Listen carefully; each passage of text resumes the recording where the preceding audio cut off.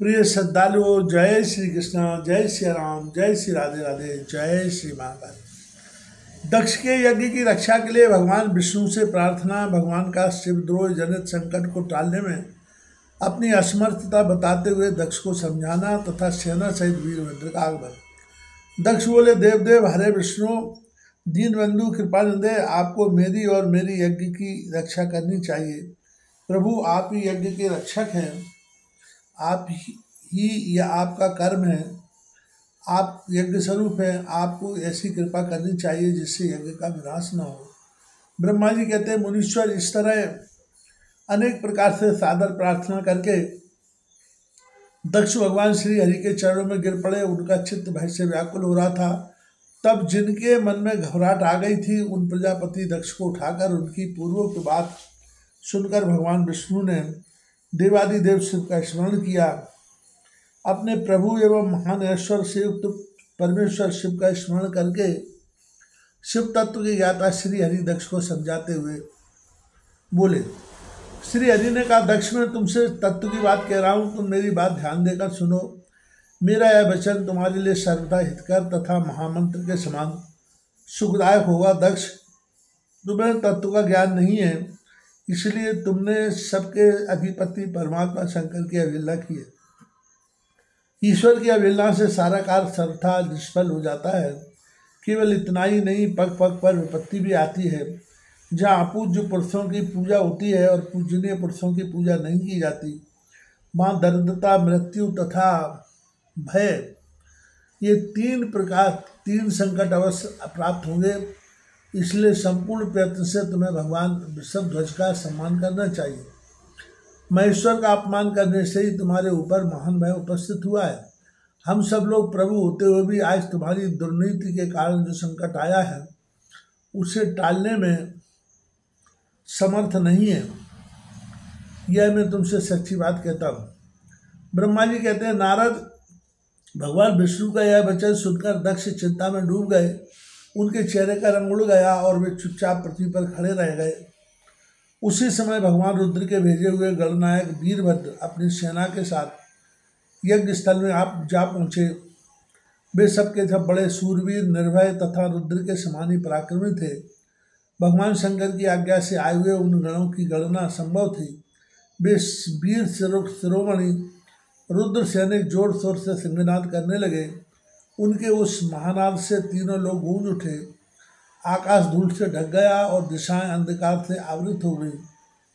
सातों द्वीपों से युक्त पृथ्वी अत्यंत भय से व्याकुल हो पर्वत, वन और काननों सहित कांपने लगी तथा संपूर्ण समुद्रों में ज्वार आ गया। इस प्रकार समस्त लोगों का विनाश करने में समर्थ उस विशाल सेना को देखकर समस्त देवता आदि चकित हो गए। सेना के उद्योग को देख दक्ष के मुंह से खून निकल आया। वे अपनी स्त्री को साथ ले भगवान विष्णु के चरणों में दंड की भांति गिर पड़े और इस प्रकार बोले। दक्ष ने कहा, विष्णु महाप्रभु, आपके बल से ही मैंने इस महान यज्ञ का आरंभ किया है। सत्कर्म की सिद्धि के लिए आप ही प्रमाण माने जाते हैं। विष्णु, आप कर्मों के साक्षी तथा यज्ञों के प्रतिपालक हैं। महाप्रभु, आप वेदोक्त धर्म तथा ब्रह्मा जी के रक्षक हैं। अतः प्रभु, आपको मेरे इस यज्ञ की रक्षा करनी चाहिए, क्योंकि आप सबके प्रभु हैं। ब्रह्मा जी कहते हैं, दक्ष की अत्यंत दीनतापूर्ण बातें सुनकर भगवान विष्णु उस समय शिव तत्व से विमुख हुए और दक्ष को समझाने के लिए इस प्रकार कहने लगे। श्री विष्णु ने कहा कि दक्ष, इसमें संदेह नहीं कि मुझे तुम्हारे यज्ञ की रक्षा करनी चाहिए, किंतु धर्म परिपालन विषयक जो मेरी सत्य प्रतिज्ञा है वह सर्वत्र विख्यात है। परंतु दक्ष, मैं जो कुछ कहता हूँ उसे तुम सुनो। इस समय हमारी क्रूरतापूर्ण बुद्धि को त्याग दो। देवताओं के क्षेत्र नैमिषारण्य में जो अद्भुत घटना घटित हुई थी, उसका तुम्हें स्मरण नहीं हो रहा है क्या? तुम अपनी बुद्धि के कारण उसे भूल गए। यहाँ कौन भगवान रुद्र के कोप से तुम्हारी रक्षा करने में समर्थ है? दक्ष, तुम्हारी रक्षा किसको अभिमत नहीं है, परंतु जो तुम्हारी रक्षा करने को उद्यत होता है वह अपनी दुर्बुद्धि का ही परिचय देता है। दुर्मते, क्या कर्म है और क्या अकर्म है, इसे तुम नहीं समझ पा रहे हो। केवल कर्म ही कभी कुछ करने में समर्थ नहीं हो सकता। जिसके सहयोग से कर्म में कुछ करने की सामर्थ्य होती है उसी को तुम स्वकर्म समझो। भगवान शिव के बिना दूसरा कोई कर्म में कल्याण करने की शक्ति देने वाला नहीं है। जो शांत हो ईश्वर में मन लगाकर उनकी श्रद्धा भक्ति पूर्वक कार्य करता है उसी को भगवान शिव तत्काल उस कर्म का फल देते हैं। जो मनुष्य केवल ज्ञान का सहारा ले अनिश्वरवादी हो जाते हैं या ईश्वर को नहीं मानते हैं वे सतकोटि कल्पों तक नरक में पड़े रहते हैं। फिर वे कर्म पाश में बंधे हुए जीव प्रत्येक जन्म में नरकों की यातना भोगते हैं क्योंकि वे केवल कर्म के ही स्वरूप का आश्रय लेने वाले होते हैं। ये शत्रुमर्दन वीरभद्र जो यज्ञशाला के आंगन में आ पहुँचे हैं भगवान रुद्र की क्रोधाग्नि से प्रकट हुए हैं। उस समय समस्त रुद्रगणों के नायक यही हैं। ये हम लोगों के विनाश के लिए आए हैं, इसमें संशय नहीं है। कोई भी कार्य क्यों न हो वस्तुतः उनके लिए कुछ भी अशक्य है ही नहीं।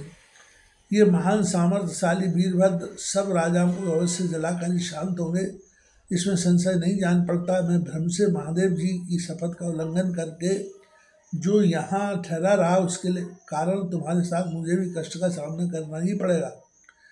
भगवान विष्णु इस प्रकार कह ही रहे थे कि वीरभद्र के साथ शिवगणों की सेना का समुद्र उमड़ आया। समस्त देवता आदि ने उसे देखा।